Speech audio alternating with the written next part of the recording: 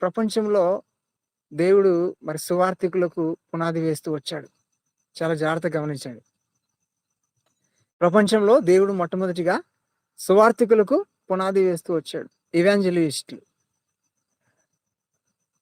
Evangelist అంటే మరి క్రైస్తవత్వాన్ని మరి శాసించేటువంటి ఒక శక్తి సామర్థ్యాన్ని కలిగినవాడు. క్రైస్తవత్వాన్ని ప్రశ్నించేటువంటి శక్తి సామర్థ్యాలు కలిగినవాడు. అలాంటి మరి ఇవాంజలిస్టులు ఈరోజు ఉన్నారా ప్రపంచంలో అంటే లేరు.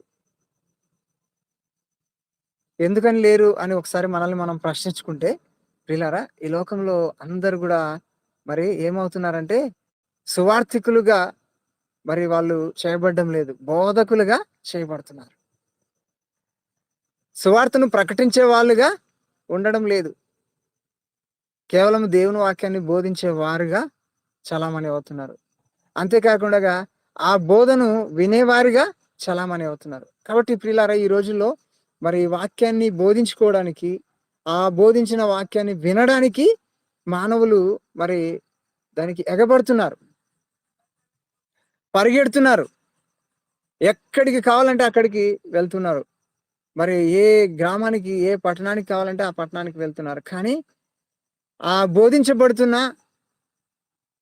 ఆ బోధించబడిన దాన్ని వింటున్నటువంటి వాళ్ళు మరి దాన్ని ఆచరణలో పెట్టి ఇవాంజలిస్టులుగా, సువార్థికులుగా మాత్రం ఎవరు కూడా మరి జీవించడం లేదు.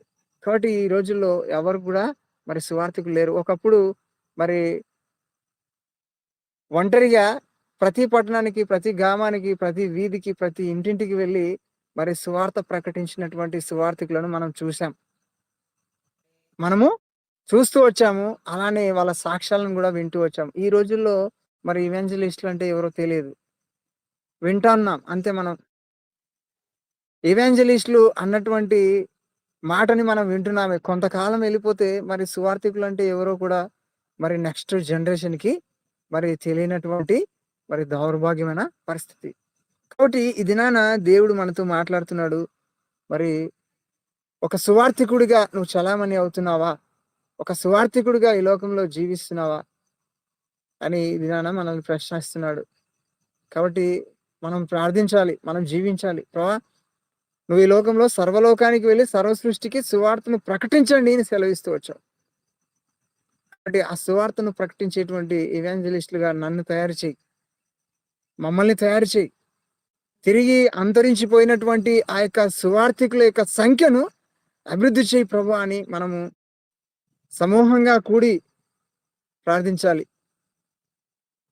కాబట్టి ప్రియులారా ఈ దినాన చివరిగా మరి ఒక విషయాన్ని నేను జ్ఞాపకం చేస్తున్నాను ఈ లైవ్ ద్వారా. ఏంటంటే మనము దేవుణ్ణి ఆరాధించడానికి సమూహంగా కూడడంలో తప్పు లేదు.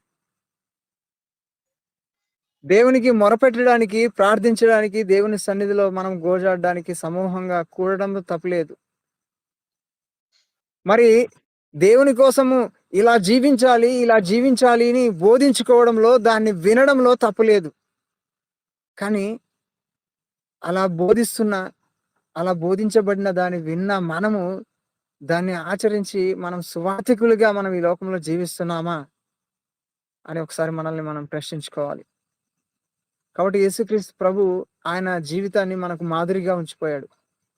ఈరోజు యేసుక్రీస్తు ప్రభువుని మాదిరిగా తీసుకొని జీవించేటువంటి జీవితాలు ఈ లోకంలో చాలా తక్కువగా ఉన్నాయి. 100%లో ఏ ఒక్క పర్సెంట్, 1%, 2% ఉన్నాయి. కాబట్టి ఆయన చెప్తూ వచ్చాడు ఒకటే మాట. కాబట్టి యేసుక్రీస్తు ప్రభు చాలా సులువుగా చెప్తూ వచ్చాడు. ఆయన ఏమన్నాడో తెలుసా? నా కాడి చాలా తేలికగా ఉంది. నా భారం చాలా సులువుగా ఉంది. దాన్ని ఎత్తుకొని నా దగ్గర నేర్చుకోండి అని చెప్తూ వచ్చాడు. ఆయన చేసిందంతా ఒకటే. ప్రతి ఉదయం ప్రార్థన చేస్తూ వచ్చాడు. దేవుడు చెప్పింది ఆ దినమంతా కూడా ఆయన చేస్తూ వచ్చాడు. ప్రతి గ్రామానికి, ప్రతి పట్టణానికి, ప్రతి వీధికి, ప్రతి మనిషి దగ్గరికి వెళ్తూ ఆయన సువార్తను ప్రకటించాడు.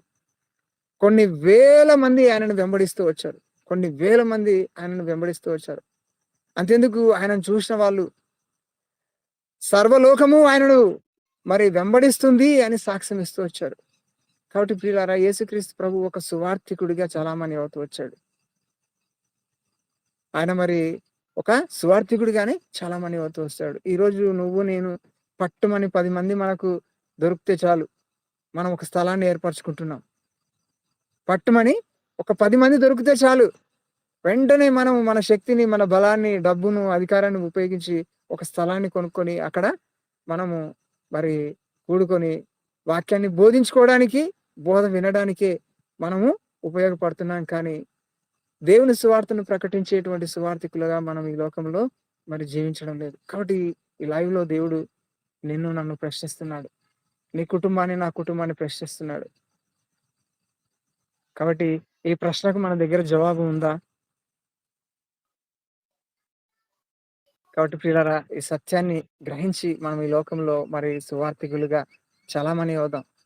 బోధకులుగా కాకుండగా సువార్థికులుగా దేవుని రాజ్య సువార్తను ప్రకటిద్దాం. యేసుక్రీస్తు ప్రభు యొక్క శిలువ సువార్తను ప్రకటిద్దాం.